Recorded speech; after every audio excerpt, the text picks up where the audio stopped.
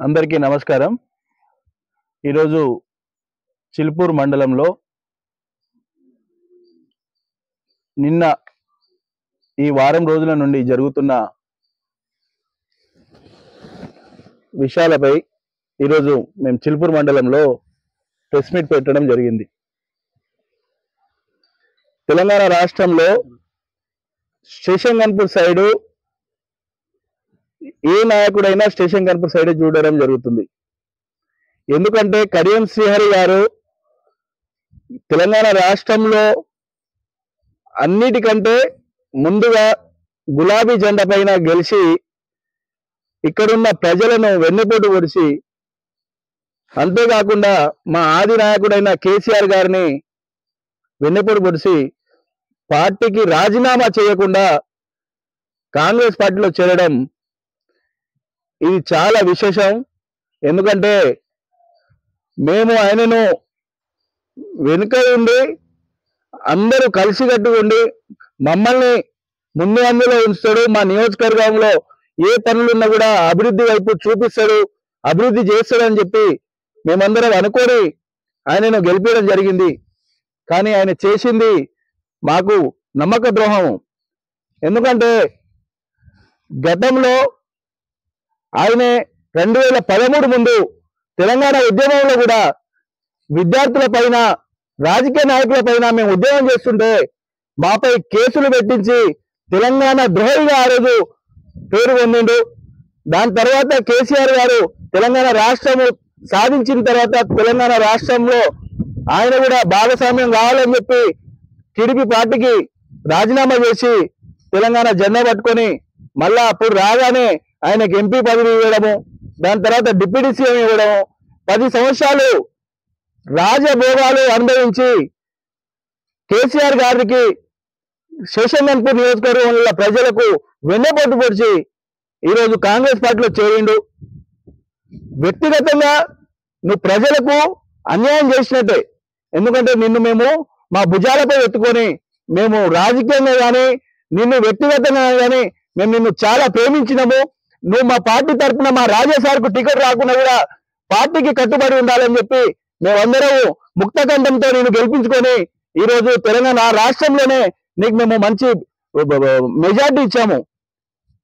ఈరోజు నువ్వు చేసింది అన్ని విషయాల్లో చూసుకుంటే రాజాపై వ్యక్తిగతంగా దుష్ప్రచారం చేస్తున్నావు, కక్ష సాధిస్తున్నావు। నీకేం సంబంధం?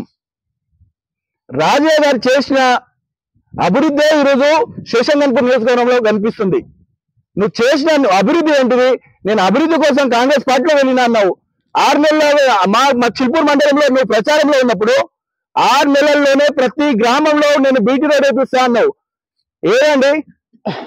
పల్లగుట్ట క్రాస్ నుంచి మల్లనగండి వరకు 6 నెలల్లో నేను బీటీ రోడ్ వేపిస్తా అన్నావు। ఇప్పటి వరకు నువ్వు బీటీ రోడ్ వేపియలేవు। అంతేకాకుండా కొండాపూర్ దగ్గర నుండి అక్కడ బీటీ రోడ్ లోపల ఒక పల్లెకు పోవాలి, అది వేపిస్తా అన్నారు, అది కూడా వేపియలేదు। దగ్గర చూసుకుంటే నువ్వు వ్యక్తిగతంగానే నీ అనుచరులను కానీ నీతో ఉన్న నాయకులను కానీ రాజాపై వ్యక్తిగతంగా విమర్శిస్తూ వ్యక్తిగతంగా కక్ష సాధింపు చేసి ఏం చేద్దాం అనుకుంటున్నావు? నువ్వు చేయాలనుకున్నది నియోజకవర్గ స్థాయిలో ఎక్కడెక్కడ అభివృద్ధి చేయాలి ఏంటిది అనేది ఆ విధంగా నువ్వు అభివృద్ధి చేయాలి। భూముల పంచాయతీలు, ఈ పంచాయతీలు, ఆ పంచాయతీలు అని చెప్పి అందరినీ మభ్యపెట్టి నువ్వు ఆ రోజే మభ్యపెట్టి కాంగ్రెస్ పార్టీకి వెళ్ళిపోయినావు। పొద్దున 10 గంటలకు కేసీఆర్ గారితో భోజనం చేసి 4 గంటలకు కాంగ్రెస్ పార్టీకి అండ కప్పుకున్నావు। ఇది నీతి నిజాయితీ, ఈ పద్ధతి ప్రకారంగా నీతి నిజాయితీ అనేది నీ దగ్గర ఉన్నది।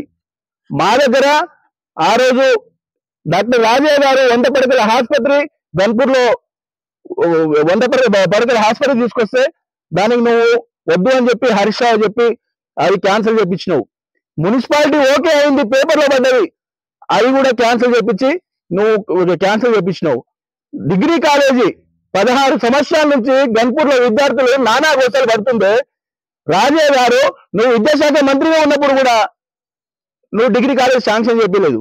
కేసీఆర్ వెంటనే ఉండి కేసీఆర్ కు రోజు బదిలాడి గన్పూర్కి డిగ్రీ కాలేజీకి శాంక్షన్ చేపిస్తే ఇప్పటి వరకు డిగ్రీ కాలేజీ జాడపత్త లేకుండా పోయింది। అంతేకాకుండా మొన్న టెక్స్టైల్ పార్కు ఇక్కడ ధర్మసాగర్ మండలంలో శాంక్షన్ అయితే దానికి దిక్కు లేకుండా ఎక్కడో వేరే ప్లేస్ కు మారడానికి నువ్వు దానికి కూడా వెనకాడకుండా ఆ ప్లేస్ కు మార్చిచ్చావు. గన్పూర్ ప్రజలకు ఏం చేస్తున్నావు అని చెప్పి మేము ఒకటే ప్రశ్నిస్తున్నాం. నువ్వు అభివృద్ధి చేయాలనుకుంటే అభివృద్ధి చేయి. వ్యక్తిగతంగా నువ్వు కక్ష సాధింపు చేస్తే మేమైతే ఊరుకునేది లేదు. ఇంకో విధంగా మాట్లాడాలనుకుంటే నువ్వు ఫస్ట్ మా పార్టీకి రాజీనామా చేసి ఎమ్మెల్యే పదవికి రాజీనామా చేసి చూసుకుందాం. టిఆర్ఎస్ పార్టీలో మేము గెలుస్తామా, కాంగ్రెస్ పార్టీలో నువ్వు గెలుస్తావా అని చెప్పి ఒకటే ప్రశ్న అడుగుతున్నాం. ఫస్ట్ రాజీనామా చేసి నువ్వు గన్పూర్ లో మా టిఆర్ఎస్ పార్టీకి ఎట్లా ద్రోహం చేసినావో నువ్వు కాంగ్రెస్ పార్టీ తరఫున ఎట్లా గెలుస్తావో మేము చూస్తాము. రానికి దమ్ము ధైర్యం ఉంటే కడియం శ్రీహరి గారు కాంగ్రెస్ పార్టీ తరఫున నువ్వు ఎమ్మెల్యే పోటీ చేయడానికి రా. బీఆర్ఎస్ పార్టీ తరఫున రాజయ్య గారు పోటీ చేయడానికి వస్తారు. నీకు 1,00,000 మెజార్టీతో నీకు డిపాజిట్ కూడా దక్కకుండా మేము ఎట్లా ఓడిస్తామో ఆ విధంగా ఓడిస్తామని చెప్పి మేమందరము రాజకీయ నాయకులే కాకుండా పార్టీలు, కులాలు, మత సంఘాలు అందరూ కూడా మేము ముక్తకంఠంతో నిన్ను ఈరోజు బొందబెట్టాలి అని చెప్పి ఒక ఆలోచనలో ఉన్నాం. మా నియోజకవర్గానికి, మా ప్రజలకు నువ్వు ద్రోహం చేసినావు కాబట్టి మేము నీకు ప్రశ్నిస్తున్నాం. రాజీనామా చేసి ఎమ్మెల్యే పోటీ చేయడానికి రా, లేకపోతే నువ్వు మా నియోజకవర్గానికి ఏమేమి అభివృద్ధి చేసినావో చూపి అని చెప్పి ఒకటే ప్రశ్నిస్తున్నాం. జై తెలంగాణ, జై హింద్.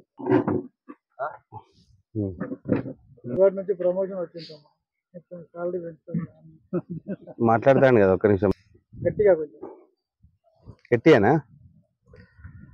అందరికీ నమస్కారం. నేను మీ Manoj Reddy, station Ghanpur constituency BRS party coordinator గా మాట్లాడుతున్నాను.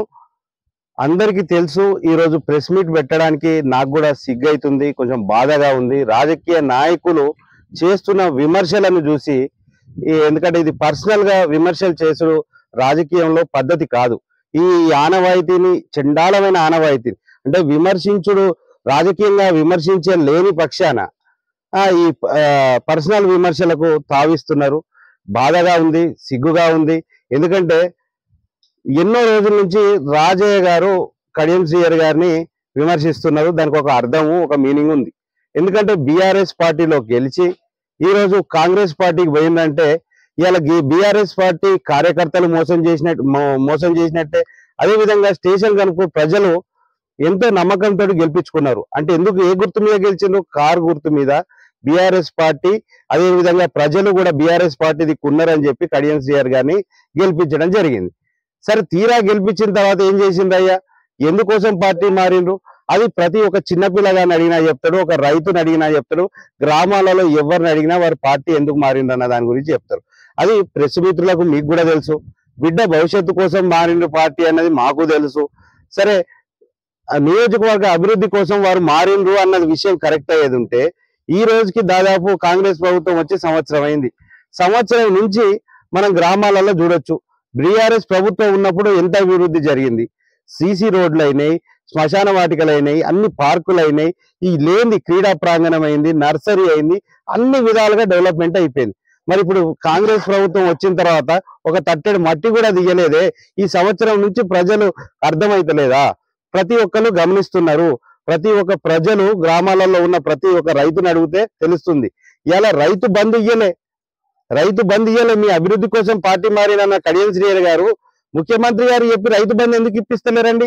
ఇప్పటికీ 2 సార్లు రైతు బంధు తీసుకొని రైతులు ఆనందంగా ఉండేది బీఆర్ఎస్ ప్రభుత్వంలో.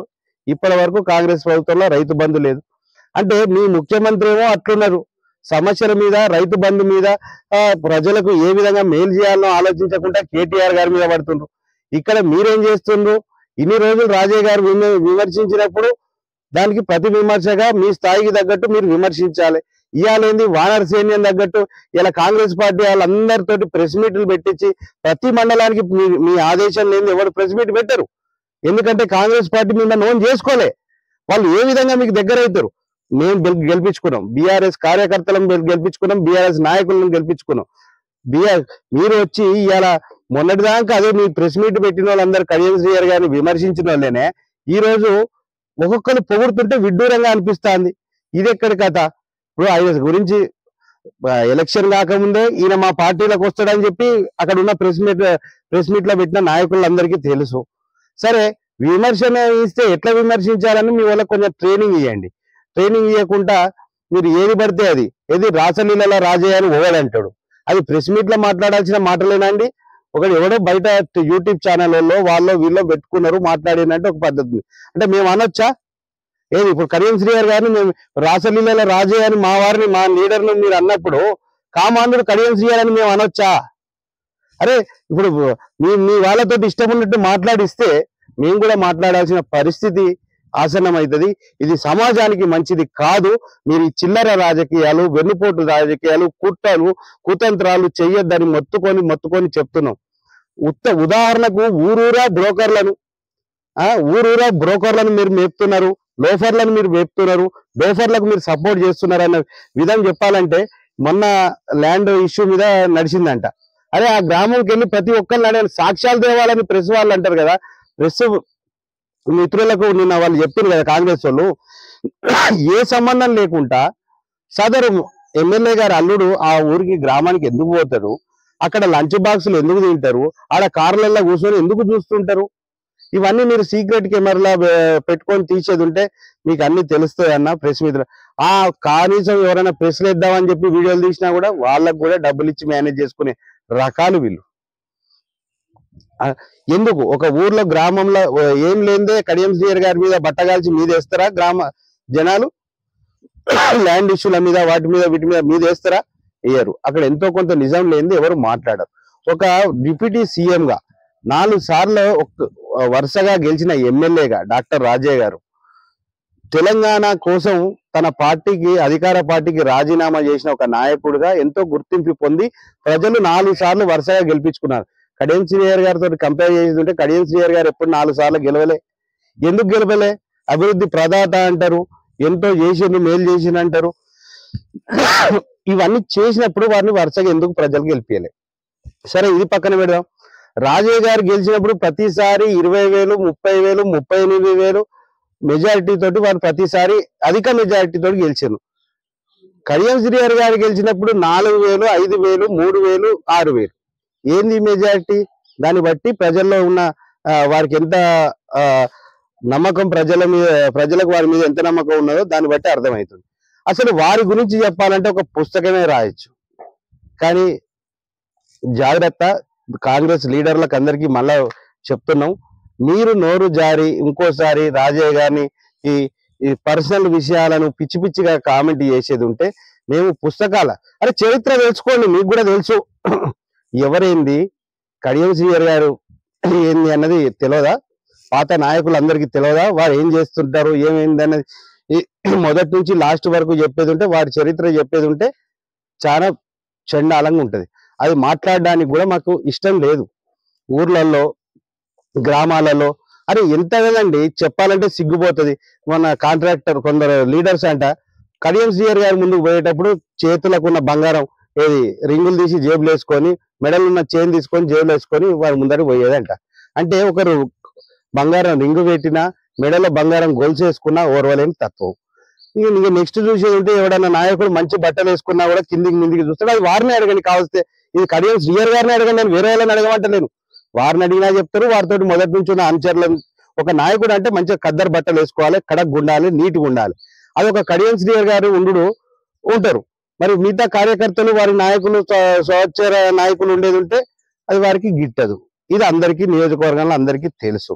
ప్లస్ వారికి ఇంకా విమర్శలు చేస్తున్నారు ఏంటంటే వారి కార్యకర్తలతోటి నాయకులతోటి విమర్శనాస్త్రాలు ఒకటేసారి ప్రెస్ కాన్ఫరెన్స్లు పెట్టిస్తారు, మీటింగ్లు పెట్టిస్తారు.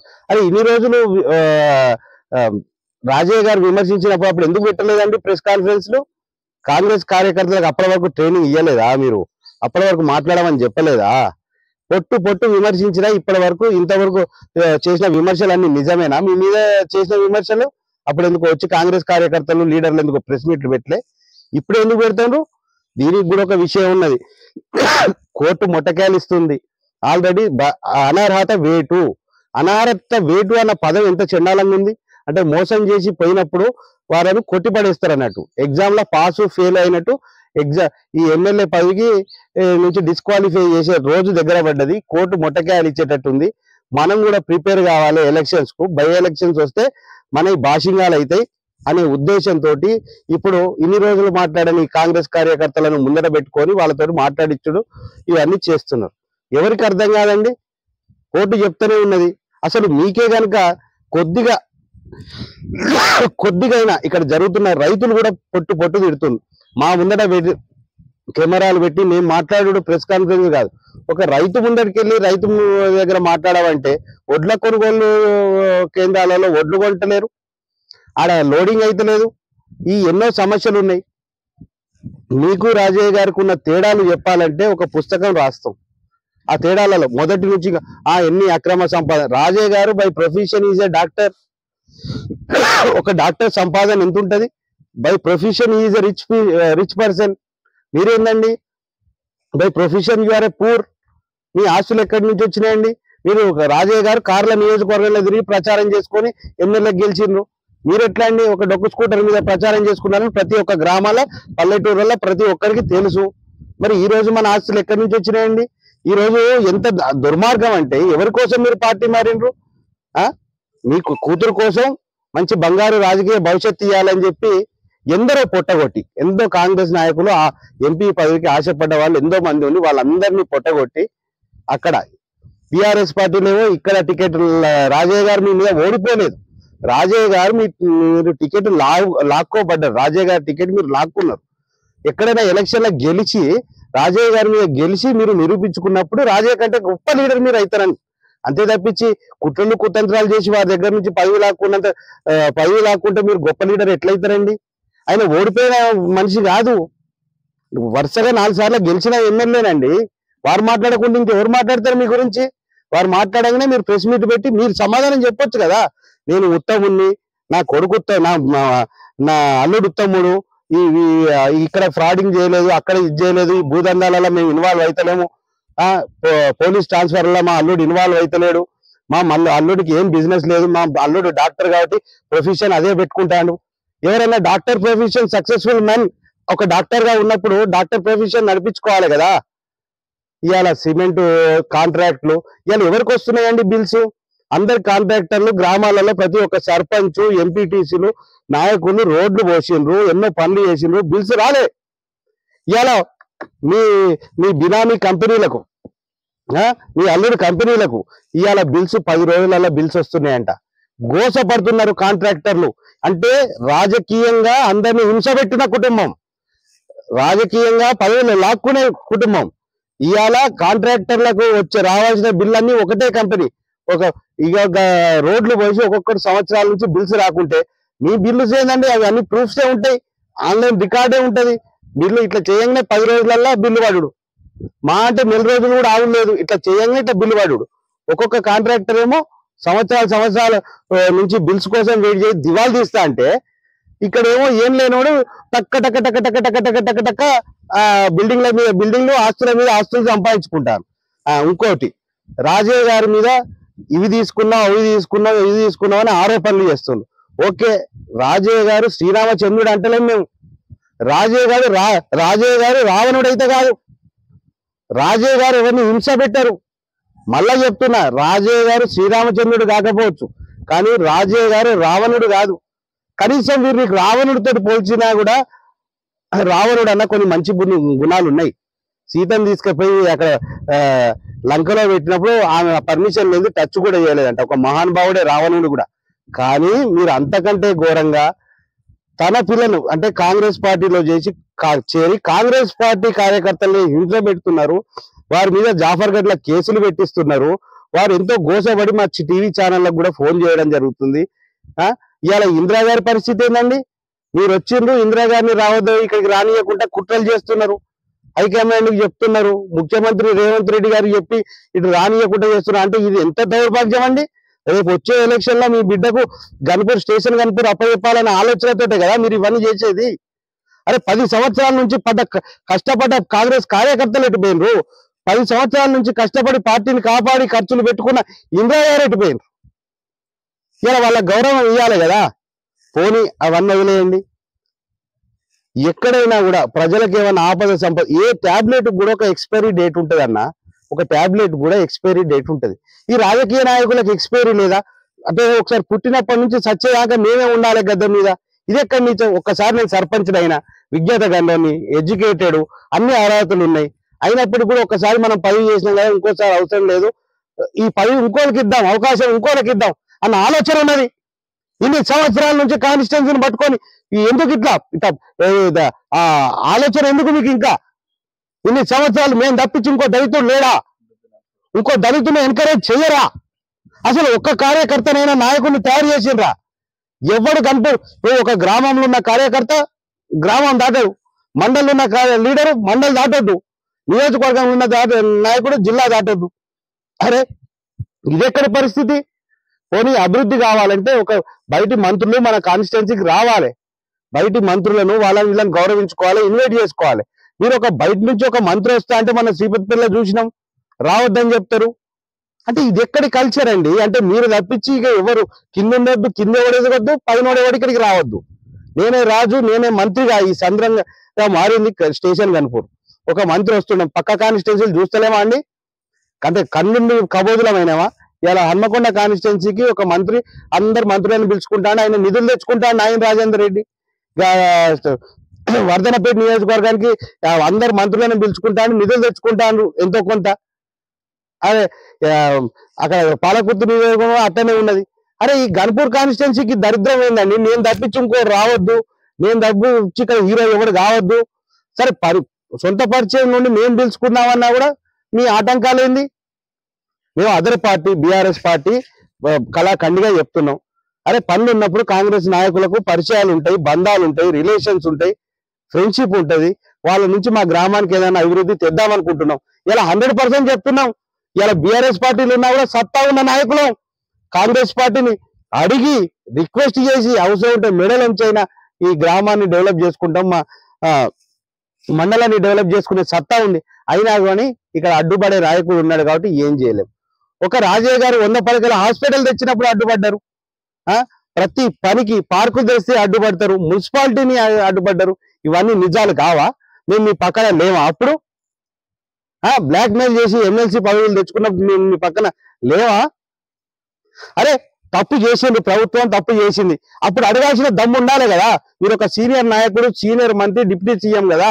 మరి ఒక మనోజ్ రెడ్డి అడిగింది కదా, బీఆర్ఎస్ పార్టీలో ఏదైనా అక్కడక్కడ 100 పనులు చేసినా చిన్న చిన్న తప్పులు ఉంటాయి, అది కూడా మా అధినాయకునికి తెలవాలి కేసీఆర్ గారికి అన్నట్టు. అప్పుడు కూడా మేము పోలీస్ స్టేషన్ దగ్గర, ఎంఆర్ ఆఫీస్ దగ్గర ధర్నాలు చేసినాం. రాజయ్య గారిని కూడా తీసుకుపోయి పోలీస్ స్టేషన్లో అన్యాయం జరుగుతుంది, ఇట్లా జరుగుతుందని తీసుకెళ్తే వారు కూడా వచ్చి రావడం జరిగింది, వారు కూడా వచ్చి స్పందించడం జరిగింది.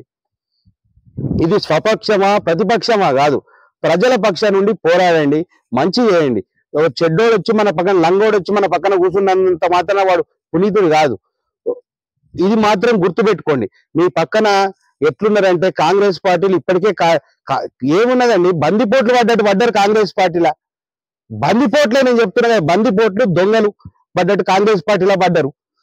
ఇక పదవులు వచ్చినాయట కాంగ్రెస్ పార్టీలో, ఇందిరా గారి మనుషులకే పదవులు వచ్చినా, ఇందిరా గారితో ఉండి కడియం శ్రీహరి గారికి కోవట్టుగా ఉన్న వారికి మాత్రమే పదవులు వచ్చినాయి. ఇలా పదవిలో కూర్చున్న నాయకుడిని అడగండి, ప్రెస్ మిత్రులకు మీకు కూడా చెప్పుకుంటాడు, కడియం శ్రీహరి గారు ముందే మా పార్టీలకు వస్తారని చెప్పి వాళ్ళకి తెలుసు. ఇదంతా ఇది ఒక ఫిక్సింగ్ జరిగింది. ఇంకొక విషయం, రాజయ్య గారు కాంగ్రెస్ పార్టీకి వస్తా అంటే ఎవరు తీసుకోలేదని. అరే ఒక బస్సు ఎక్కేటప్పుడే బస్సులో ఖర్చీఫ్ వేసుకున్నాడంటే వేరే వాడు వచ్చి కూర్చుంటే నేను ఖర్చీఫ్ వేసుకున్నా అని కొట్లాడతాడు. ఈ కడియం శ్రీహరి గారు ఆల్రెడీ ఎమ్మెల్యేగా గెలిచి బీఆర్ఎస్ పార్టీ నుంచి, ఎందుకంటే స్టేషన్ గన్పూర్ లో కాంగ్రెస్ పార్టీ నుంచి గెలవలేమనే ఆలోచనతో గెలిచిన తర్వాత ఏం చేసిందబ్బా, కాంగ్రెస్ పార్టీ బస్సులో ఖర్చీఫ్ వేసుకొని కూర్చున్నాడు. ఇక రాజయ్య గారు పోతే అక్కడ సీట్ ఎక్కడిది? రాజయ్య గారిని ఆహ్వానించి కొందరు నాయకులు కాంగ్రెస్ వాళ్ళు, కానీ అసలు నాయకుడు ఎవరు? రేవంత్ రెడ్డి దగ్గర ఖర్చీఫ్ వేసుకొని ఫిక్సింగ్ పెట్టుకున్నారు ముందే. ఈ అందరు నాయకులు, రాజన్న ఒక తెలంగాణ ఉద్యమకారుడు, పార్టీ తెలంగాణ కోసం ఆయన పార్టీని వదిలిపెట్టి పోయిండు అని చెప్పి ఎంతో మంది మంత్రులు, ఎమ్మెల్యే ఫోన్ చేసుడు ఇవన్నీ జరిగినాయి. జరుగుతుంది. అసలు కుర్రం ఎక్కడొచ్చింది? ముఖ్యమంత్రి రేవంత్ రెడ్డి గారు ఆల్రెడీ తన వర్గాన్ని డెవలప్ చేసుకోవడానికి కడియం శ్రీహరి గారిని, పాత తెలుగుదేశం బ్యాచ్ కదా కాబట్టి అక్కడ ముఖ్యమంత్రి గద్దెలు ఆయన ఉన్నాడు కాబట్టి ఈ సీట్లో ఆయనను ఖర్చీఫ్ వేసి పెట్టి ఒక ఎమ్మెల్యేని తెచ్చుకుంటే ఉపయోగపడుతుంది కదా అన్న ఉద్దేశంతో. ఎందుకంటే ఇక్కడ ఎమ్మెల్యేలను కొంటుండ్రు, అంగట్లో పశువులను కొన్నట్టు కొంటారు. అరే అమ్ముడు పోయింది రాజయ్య గారు ఈ సీట్ అమ్ముకున్నారు ఆ సీట్ అమ్ముకున్నారు ఏందే నేను కాంగ్రెస్ కార్యకర్తలకు చెప్తున్నా, నాయకులకు చెప్తున్నా, అరే మీ సారే అమ్ముడు పోయిందయ్యా, ఇక్కడ మా సారు అమ్ముడు పోయి ఈ సీట్ అమ్ముకున్నారు ఆ సీట్ అమ్ముకున్నారా అంటారు కదా, ఇక్కడ మా సారు అమ్ముడు పోయి మీకు మీ పార్టీకి వచ్చిండు, అది గుర్తుపెట్టుకోండి. కడియం శ్రీహరి గారు అమ్ముడు పోయినా లేదా? ఇవాళ ఇన్ని కోట్లు ఒక ఎమ్మెల్యే గెలవాలంటే ఎన్ని కోట్లు కావాలి, ఒక ఎంపీగా గెలవాలంటే ఎన్ని కోట్లు కావాలి, మరి ఇన్ని డబ్బులు వారికి ఎక్కడి నుంచి వచ్చినాయి? నేను అడుగుతున్న సూటి ప్రశ్న. సరే ఇవన్నీ మాట్లాడాలంటే చాలా విషయాలు మాట్లాడడానికి ఉన్నాయి. దాని గురించి ఏంటంటే కడియం శ్రీహరి గారు వానర సైన్యాన్ని వేసుకొని వస్తారా, నేను మా రాజన్న ఒక్కలమే వస్తామని ఇదివరకే చెప్పినాం. ఇక దేని గురించి చర్చిద్దాం? రాసల గిల్లెల గురించి చర్చిద్దామా, కమిషన్ల గురించి చర్చిద్దామా, అవినీతి తిమంగళం అనే దాని గురించి చర్చిద్దామా, కల్నాయకు వారి పుస్తకం వేసిన దాని గురించి చర్చిద్దామా, అన్నలు పెట్టిన పేరు దళిత దొర అని పెట్టిన దాని గురించి చర్చిద్దామా, అంటే నీ కుటుంబంలో ఎవరేం చేసిందో దాని గురించి చర్చిద్దామా, వీరి కుటుంబంలో ఏం చేసిందని మీరు బయట పెడుతున్నారు కదా, మరి మీ కుటుంబం వారు ఏం చేసిందని దాని గురించి చర్చిద్దామా? ఇవన్నీ చర్చలు ప్రముఖంగా అందరు కార్యకర్తలను పెట్టి మీటింగ్ పెట్టి ఇవాళ ఎట్లయిపోయిందంటే సమాజంలో 100 మంది ఎక్కడ ఒక దిక్కుంటే ఒకడు అమ్మాయికుడు బక్కోడు కొంచెం తెలియలేని వాళ్ళు ఒకడు ఉంటే న్యాయం వీని పక్కనున్నా కూడా ఈ 100 మందికి న్యాయం చేసేటట్టు ఉన్నది. ఇవాళ పోలీసులకు పోస్టింగ్లు ఇచ్చుకుంటా, ఎస్ఐలకు సిఐలు పోస్టింగ్లు ఇచ్చుకుంటూ ఇష్టారాజ్యంగా ఒక రాజు మాదిరిగా నియోజకవర్గాన్ని మాదిరిగా అంటే రాజు లాగా పరిపాలన చేస్తాడు.